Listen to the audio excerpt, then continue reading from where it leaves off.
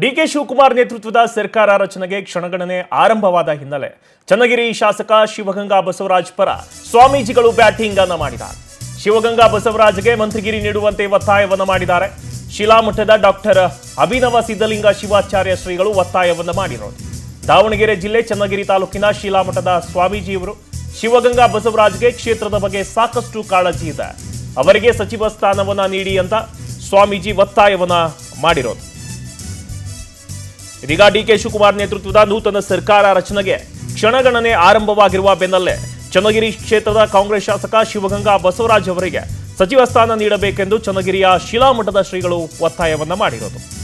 ಚನ್ನಗಿರಿ ಶಾಸಕ ಶಿವಗಂಗಾ ಬಸವರಾಜ್ ಅವರಿಗೆ ಹೊಸ ಕಾಂಗ್ರೆಸ್ ಸರ್ಕಾರದಲ್ಲಿ ಸಚಿವ ಸ್ಥಾನವನ್ನ ನೀಡಬೇಕು.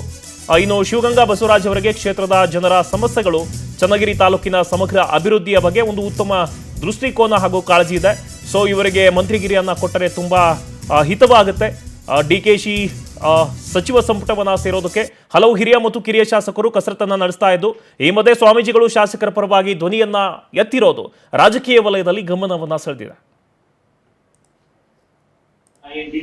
ಕ್ಷೇತ್ರಕ್ಕೆ ಜಯೇಶ್ ಪಟೇಲ್ರ ನಂತರ ಸಚಿವ ಸ್ಥಾನ ದೊರಕದೇ ಇರುವುದು ತುಂಬಾ ವಿಪರ್ಯಾಸ.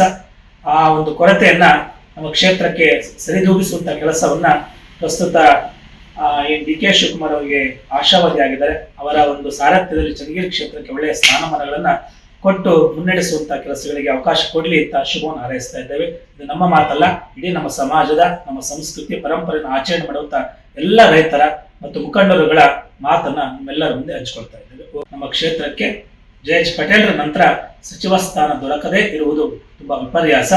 ಆ ಒಂದು ಕೊರತೆಯನ್ನ ನಮ್ಮ ಕ್ಷೇತ್ರಕ್ಕೆ ಸರಿದೂಗಿಸುವಂತ ಕೆಲಸವನ್ನ ಪ್ರಸ್ತುತ ಡಿ ಕೆ ಶಿವಕುಮಾರ್ ಅವರಿಗೆ ಆಶಾವಾದಿಯಾಗಿದ್ದಾರೆ. ಅವರ ಒಂದು ಸಾರಥ್ಯದಲ್ಲಿ ಚನ್ನಗಿರಿ ಕ್ಷೇತ್ರಕ್ಕೆ ಒಳ್ಳೆಯ ಸ್ಥಾನಮಾನಗಳನ್ನ ಕೊಟ್ಟು ಮುನ್ನಡೆಸುವಂತ ಕೆಲಸಗಳಿಗೆ ಅವಕಾಶ ಕೊಡ್ಲಿ ಅಂತ ಶುಭವನ್ನು ಹಾರೈಸ್ತಾ ಇದ್ದೇವೆ. ಇದು ನಮ್ಮ ಮಾತಲ್ಲ, ಇಡೀ ನಮ್ಮ ಸಮಾಜದ, ನಮ್ಮ ಸಂಸ್ಕೃತಿ ಪರಂಪರೆಯನ್ನು ಆಚರಣೆ ಮಾಡುವಂತ ಎಲ್ಲ ರೈತರ ಮತ್ತು ಮುಖಂಡರುಗಳ ಮಾತನ್ನ ನಿಮ್ಮೆಲ್ಲರ ಮುಂದೆ ಹಂಚಿಕೊಳ್ತಾ ಇದ್ದೇವೆ. ನಮ್ಮ ಕ್ಷೇತ್ರಕ್ಕೆ ಜಯೇಶ್ ಪಟೇಲ್ರ ನಂತರ ಸಚಿವ ಸ್ಥಾನ ದೊರಕದೇ ಇರುವುದು ತುಂಬಾ ವಿಪರ್ಯಾಸ.